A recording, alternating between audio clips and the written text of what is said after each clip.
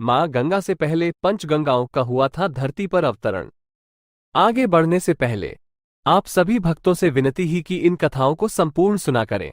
हम पूरी कोशिश करते हैं कि आप तक संपूर्ण कथा पहुंचे, और वो भी सही प्रमाणों के साथ। और अगर आपको ये अच्छी लगे तो अपने कमेंट से हमें प्रोत्साहित करें। अगर आप चैनल पर नए हैं तो इसे सब्सक्राइब करना ना भूलें। चलिए आगे बढ़ते हैं। हिंदू धर्म ग्रंथों के अनुसार इस धरती पर भागीरथी गंगा के आने से पहले ही पंचगंगाओं का धरती पर अवतरण हो चुका था। इन पंचगंगाओं का जहां अवतरण हुआ था वो जगह पंचन तीरथ कहलाती है। आइए जानते हैं कैसे हुआ पंचगंगाओं का धरती पे आगमन। ऋषि शालंकान के पुत्र शिलाद मुनि बाल ब्रह्मचारी थे। वंश बेल को आगे बढ़ाने के लिए उन्होंने शिवजी की तपस्या की। शिव जी ने स्वयं अयोनीस पुत्र बनकर शिलाद मुनि के यहां जन्म लेने का शिलद मुनि को वरदान दिया। कुछ समय पश्चात शिलद मुनि यज्ञ करने के लिए यज्ञ क्षेत्र को जोत रहे थे। तभी हल का फल भूमि में फंस गया।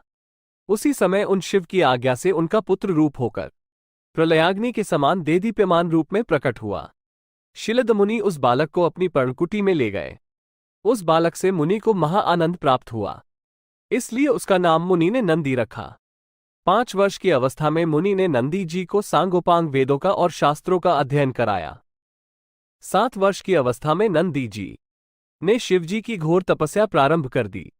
तपस्या से खुश होकर शिव जी पार्वती सहित प्रकट हुए और नंदी जी को अजर अमर अविनाशी रहने का वरदान दिया। शिवजी ने अपने गले से कमलों की माला उतारकर नंदी जी के गले में डाल दी। गले में माला पड़ते ही नंदी जी के 3 नेत्र तथा 10 भुजाएं हो गईं। भगवान वृषभध्वज ने अपनी जटाओं से हार के समान निर्मल जल ग्रहण कर नदी हो ऐसा कहकर जल को नंदी जी पर छिक दिया। उसी जल से 5 शुभ गंगाओं का धरती पर अवतरण हो गया। 1 जटदका गंगा, 2 त्रिस्रोता गंगा, 3 वृषध्वनि गंगा, 4 स्वर्णोदिका गंगा, 5 जम्बू नदी गंगा।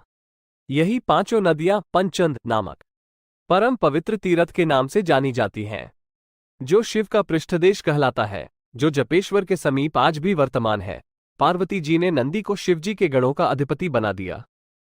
कुछ समय के बाद ब्रह्मा जी ने मरुत की कन्या सुयशा के साथ नंदी जी का ब्याह करा दिया। ब्याह संपन्न हो जाने के बाद शिव जी ने नंदी जी को अद्भुत वरदान दिए। शिव जी ने कहा, हे नंदी, तुम हमेशा हमारे प्रिय रहोगे। तुम अजेय महाबली होकर पूजनीय होगे, और जहां मैं रहूंगा वहीं तुम रहोगे। जहां तुम रहोगे वहीं मैं रहूंगा।